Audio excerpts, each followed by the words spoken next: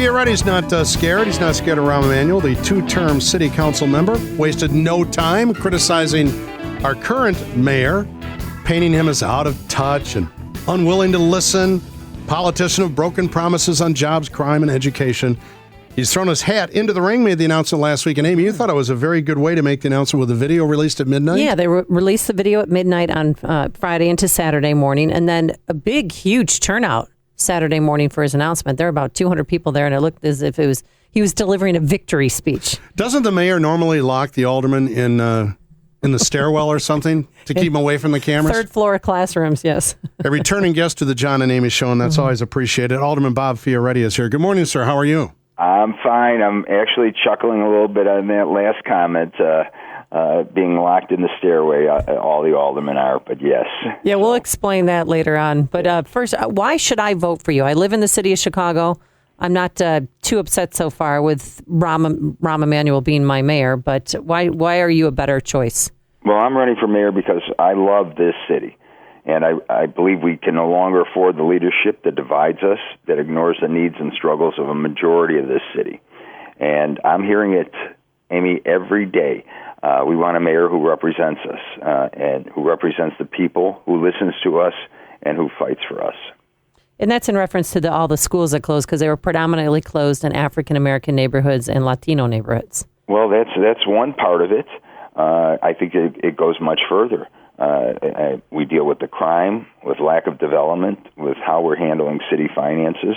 All those are issues that are affecting everyday Chicagoans here.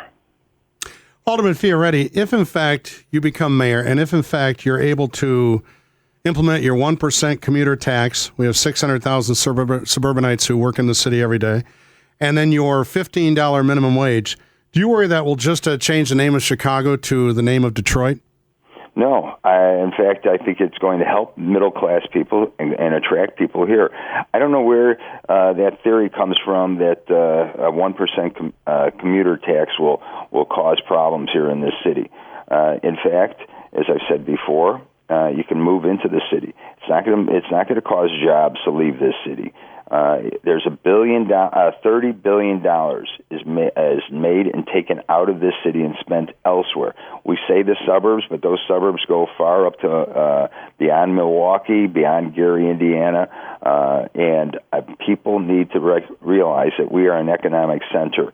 We are a diverse economic means, and we are a long way from Detroit. But if we make the wrong decisions, we will have far more serious problems. Among them have been always the issue about pension holidays. We've never handled our finances properly. Before we go on, Mr.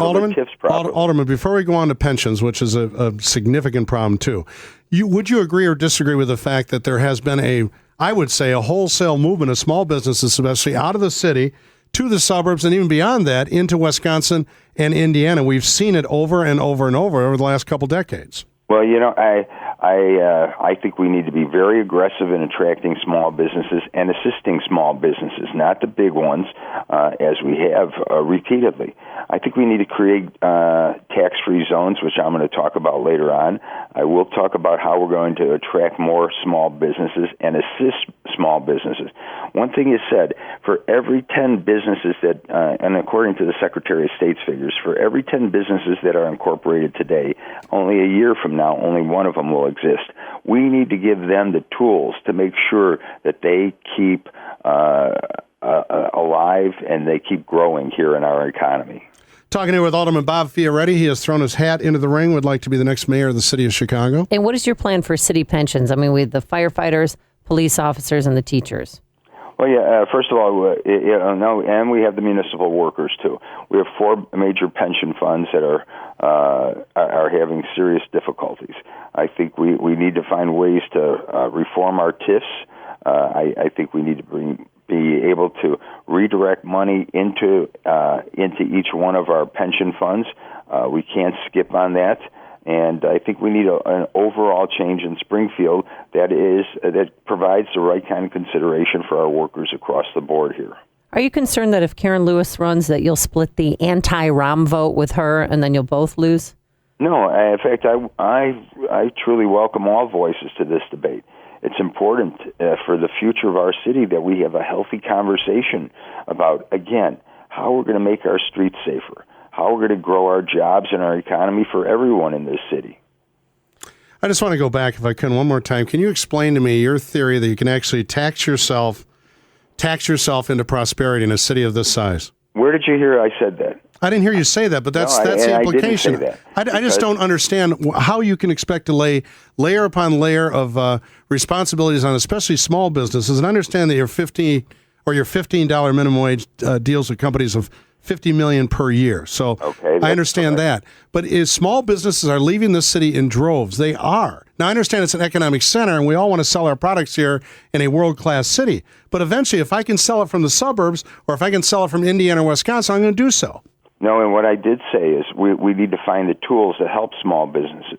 We need to help them, aid them across the board. But $15, that helps. That's a redistribution of wealth that helps the workers. And frankly, it's pandering. It's for companies of $50 million. I know, but you're buying votes there, Alderman. Let's be honest.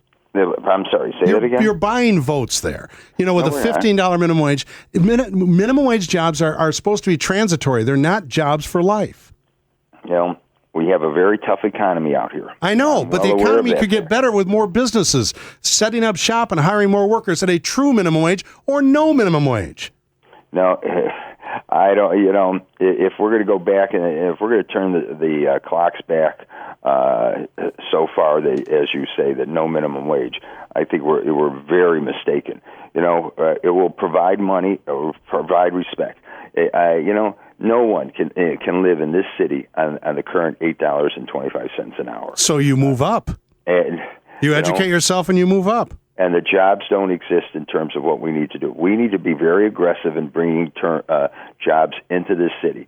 I will do that as mayor, not just to help the major corporations who have come in here and give them TIF funds.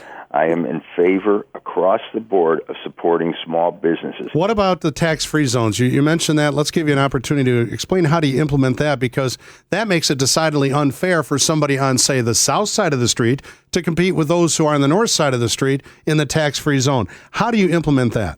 Well, I think you're going to have to look at that and what we need to do to bring it into areas where we don't have jobs, where we don't have the right kind of economic development. For some reason, our economic tools in this city are just limited virtually to TIFs.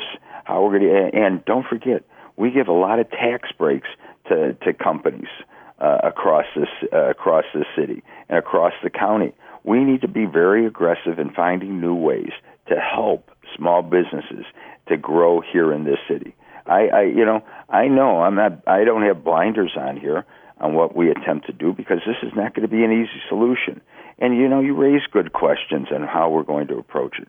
But together, when we listen to everybody, put things together, we can put people to work here in this city and not deal with the naysaying that you're talking about here. Now, Mayor Rahm Emanuel, he didn't comment about your candidacy, but his campaign released a statement pretty much slamming you. Do you want to respond to what he said? He said that you've shown no backbone for making tough choices and little respect for Chicago taxpayers' pockets. Well, I think I think, if I recall, it was Mayor Rahm Emanuel that proposed a property tax increase that was shut down. There are, and we have offered a lot of solutions. We have found ways to find last year, and they tabled it to put 500 new police officers on the street. I mean, even up in the Wrigleyville area, where we have some of the highest burglary rates here in this city, and they don't have enough police officers on the street. We have been finding ways to do that, and together, by listening to people, putting people together, we're going to find the solutions that they're addressing every day in all Chicagoans here. Alderman, thank you for your time. It's always great to have your voice on the program. We appreciate it, sir, and good luck.